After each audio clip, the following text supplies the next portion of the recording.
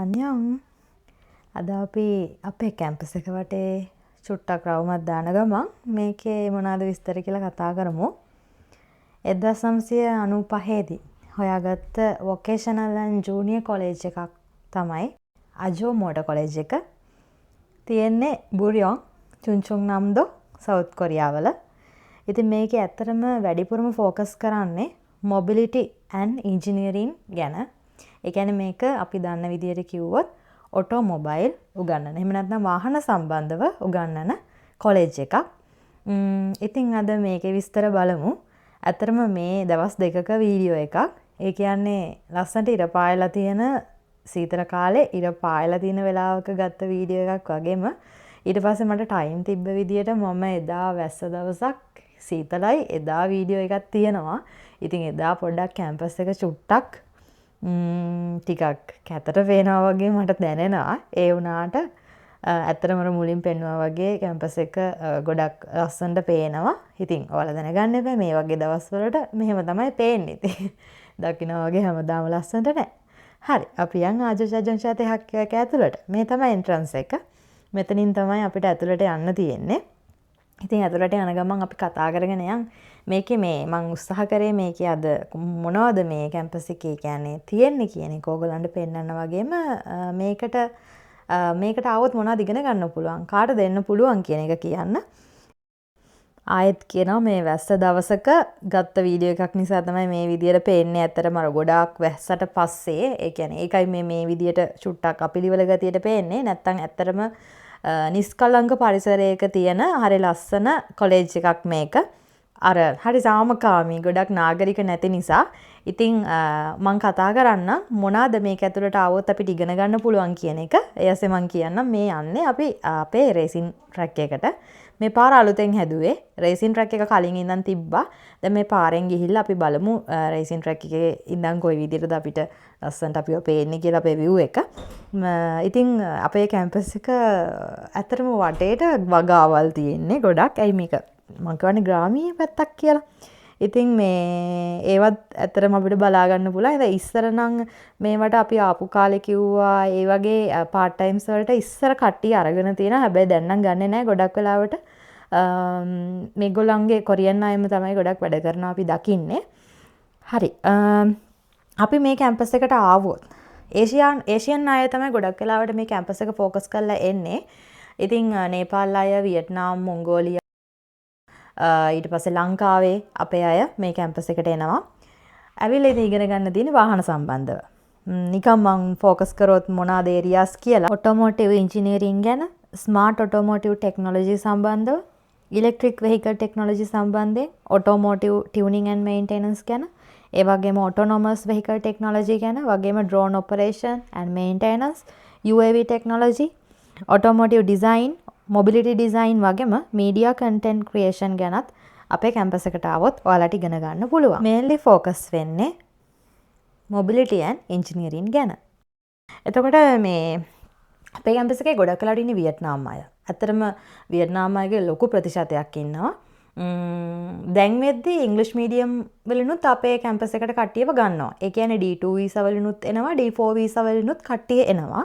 එතකොට එක සෙමෙස්ටර් එකකට සාමාන්‍යයෙන් ලංකාවෙන් නම් දැනට ලොකු ප්‍රමාණයක් එනවා පේන්නේ නැහැ. හැබැයි නේපාල් අයගේ වැඩිවීමක් පේනවා. සහ වියට්නාම් අය ගොඩක් එනවා. මොංගෝලියන් අය ඉන්නවා, කාම්බෝඩියා අයත් ඉන්නවා. ඉතින් ওই විදිහට තමයි අපේ කැම්පස් එකේ තත්ත්වය.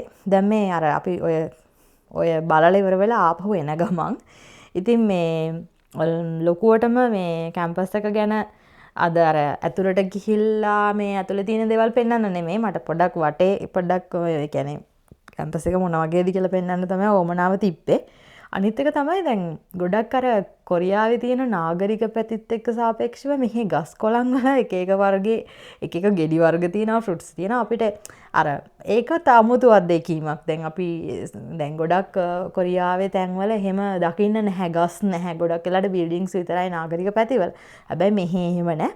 හරි නිස්කලංකයි. ඒකත් මාරම අර හිතට නිදහසක්. හැබැයි පොඩි ප්‍රශ්නයකට තියෙන ඉතින් ටිකක් ට්‍රාන්ස්පෝර්ටේෂන් අවුලක් තියෙනවා. මොකද අපි මේන් පාරට චුට්ටක් දුරට ගිහිල්ලා තමයි බස් එකේ නගින්න ඕනේ.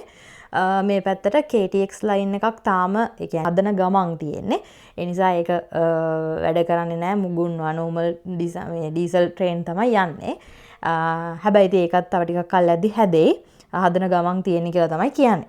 හරි. එතකොට අනිත් කතන්දරේ අපිට ට්‍රාන්ස්පෝර්ට් නෑ කියන එක පබ්ලික් ට්‍රාන්ස්පෝර්ට් නැති වුණාට කැම්පස් එකෙන්ම අපිට බස් එකක් එහෙම නැත්නම් ස්කූල් බස් එකක් වගේ තියෙනවා. ඒකේ අපිට අවශ්‍ය වෙලාවට යන්න ටයිම් ටේබල් එකක් එයාලා දීලා තිනවා. මේ ටයිම් එකට බස් එක මේ වෙලාවට යනවා මේ වෙලාවට එනවා.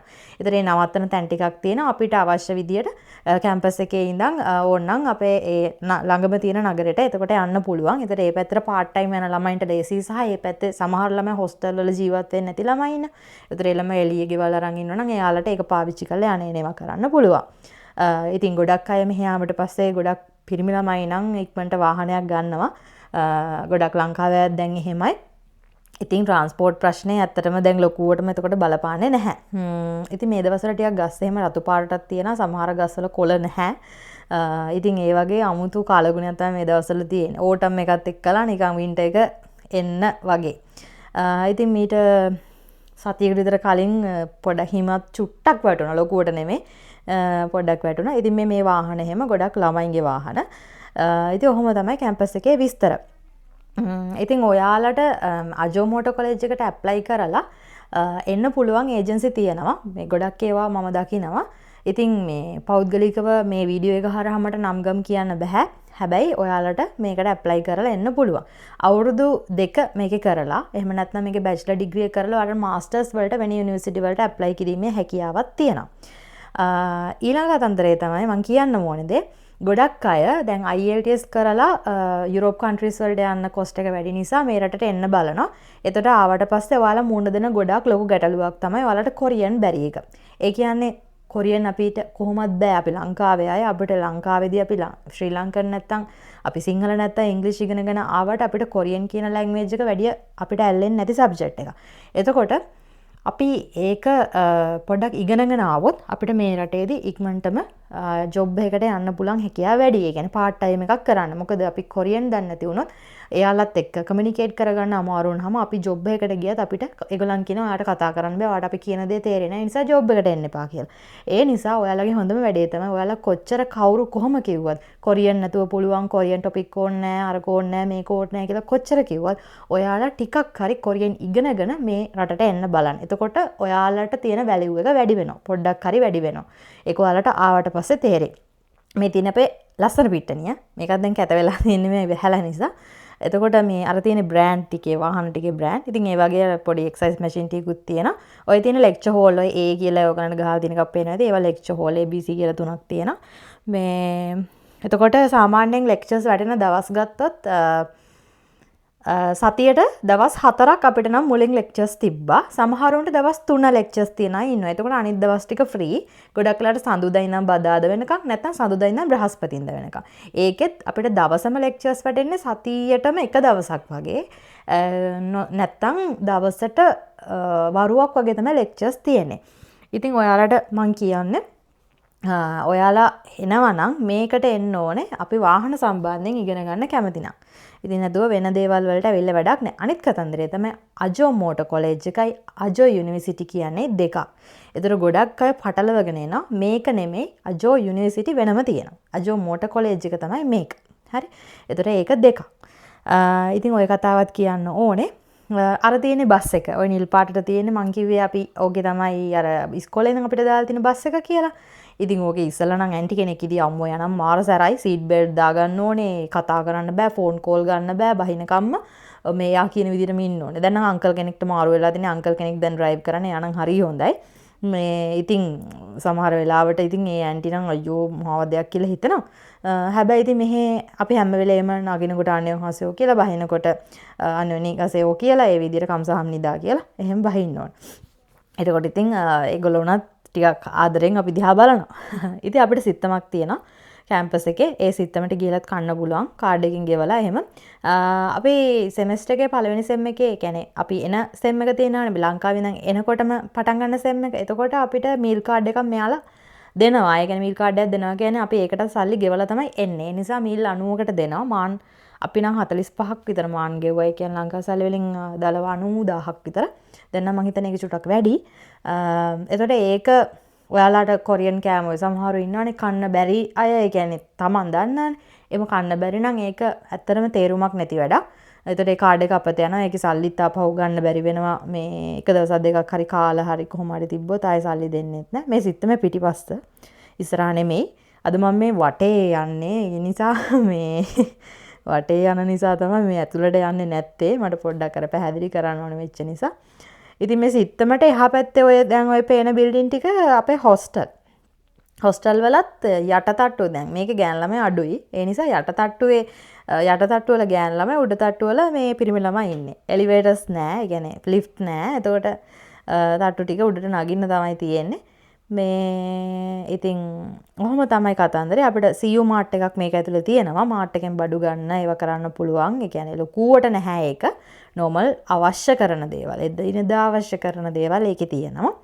සහ අපිට අවශ්‍ය කරන බඩු ඉතින් පෝස්ට් කරලා ඒ කියන්නේ එක එක ඇප් හරහා දාගෙන ඒව කරගන්න පුළුවන්. ඒක ප්‍රශ්නයක් නැහැ.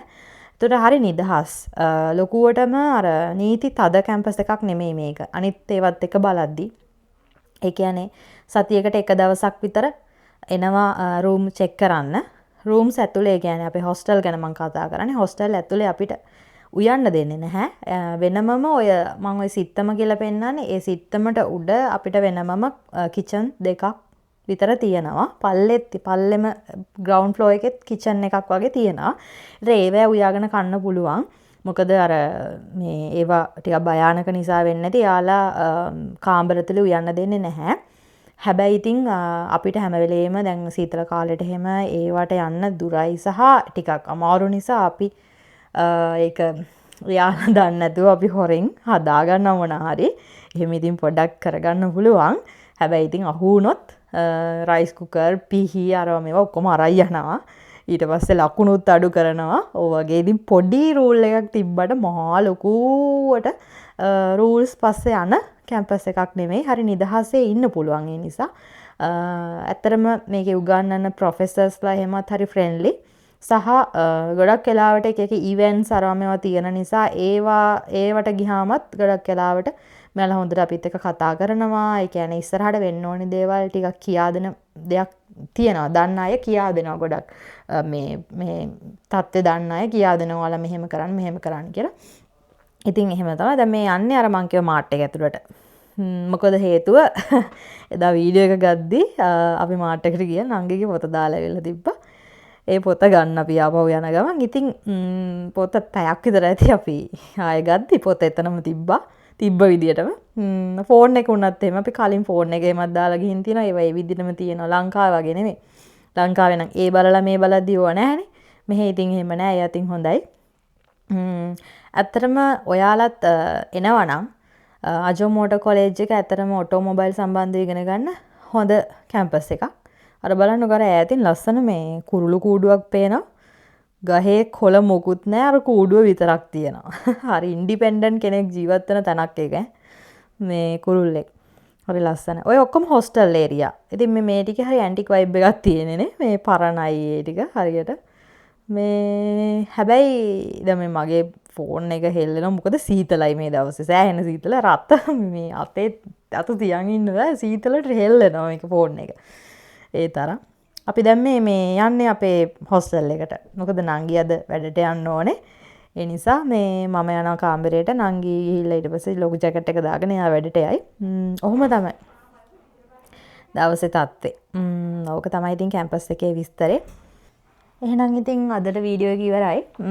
ඔයාලට තව මොනවද මගෙන් දැනගන්න ඕනේ කියලාත් කමෙන්ට් එකක් දාන්න. ඒ වගේම පෝස්ට් එක ෂෙයා කරන්න, ලයික් කරන්න කියලා මට කියන්න බෑනේ. ඔයාලා ඒක කරනවා නම් කරන්න. එහෙම කරොත් මට තව වීඩියෝ දාන්න හිතෙනවා. එහෙනම් ඉතින් අන්‍යං